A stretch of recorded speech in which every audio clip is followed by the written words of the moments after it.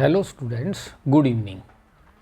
तो आज हम एमडी यूनिवर्सिटी रोहतक के बीएड फर्स्ट ईयर के क्वेश्चन पेपर्स का एक रिवीजन कर रहे हैं। तो फर्स्ट पेपर का नाम है चाइल्डहुड एंड ग्रोइंग अप और आपको एग्ज़ाम में सेम ऐसा पेपर मिलेगा।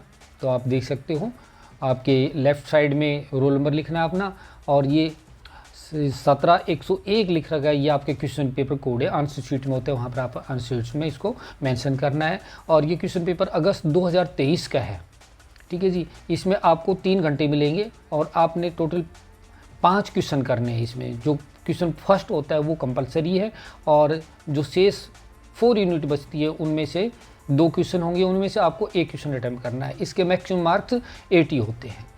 तो बढ़ते हैं क्वेश्चन पहले फर्स्ट की तरफ। फर्स्ट क्वेश्चन है हमारा, right short down on the following.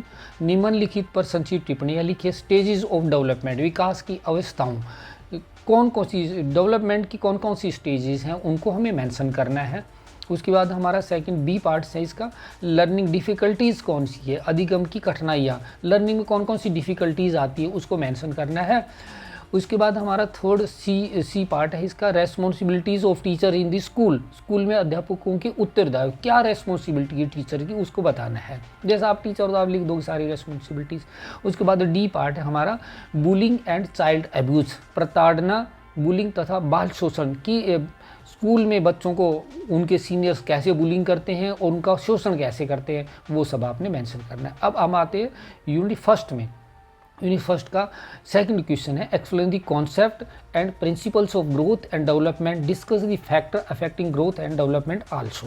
वृद्धि और विकास के संप्रत्यय और सिद्धांतों का वर्णन कीजिए। वृद्धि और विकास को प्रभावित करने वाले कारकों को भी चर्चा कीजिए। तो वेरी इंपॉर्टेंट क्वेश्चन है, ये पेपर में आए रहता है, अच्छी तरह से कर लेना आपने, ठीक है ना। कि वृद्धि क्या होती है, ग्रोथ क्या होता है और डेवलपमेंट क्या होता है। जैसे ग्रोथ है वो क्या है, ग्रोथ एक टाइम के बाद रुक जाती है, और डेवलपमेंट वो होल लाइफ चलता रहता है। और उसको कौन कौन से जो हमारे ग्रोथ को कौन कौन से फैक्टर्स हैं ना वो अफेक्ट करते हैं, उसके बारे में लिखना है, ठीक है जी। उसके बाद हमारा आ जाता है इस यूनिट में थर्ड क्वेश्चन है, what is moral development, explain stages of moral development as given by Kohlberg. Kohlberg नैतिक विकास क्या है, कोहलबर्ग द्वारा प्रतिपादित नैतिक विकास की अवस्था का वर्णन कीजिए। तो मोरल डेवलपमेंट क्या है, नैतिक विकास कैसे होता है और उसकी कौन कौन सी स्टेज हैं, और ये किसके द्वारा किया है, कोहलबर्ग के द्वारा दिया गया है, तो वो मेंशन करना है आपका। अब आती है हमारी यूनिट सेकंड यूनिट में हमारा क्वेश्चन 4 है, what do you understand by individual differences, discuss in detail the cause and educational implication of individual differences. व्यक्तिगत विभिन्नताओं से आप क्या समझते हैं, व्यक्तिगत विभिन्नताओं के कारणों तथा शैक्षिक महत्वों के विचार से वर्णन करो। इसमें क्या है, देखिए आपने इंडिविजुअल्स, कोई भी इंसान इस दुनिया में एक जैसे नहीं है, तो उनमें डिफरेंस है ना, इंडिविजुअल डिफरेंसेस है, और उसके क्या कारण है और उसकी एजुकेशनल महत्व क्या है, उसको इंपॉर्टेंस क्या है, इम्प्लीकेशंस क्या है, वो मेंशन कर। ये क्वेश्चन आपका इंडिविजुअल डिफरेंसेस हर पेपर में आता है, और ये आएगा, मैं आपको इसका 100% बताता हूँ। इसको अच्छी तरह प्रिपेयर कर लेना, 16 मार्क का आपका ये पेपर में आएगा। उसके बाद फिफ्थ क्वेश्चन है, explain the meaning of play, how can play be helpful for और useful in the social and emotional development of the child. खेल का अर्थ समझाइए, बालक के सामाजिक और संवेगात्मक विकास में खेल कूद किस प्रकार सहायक होते हैं।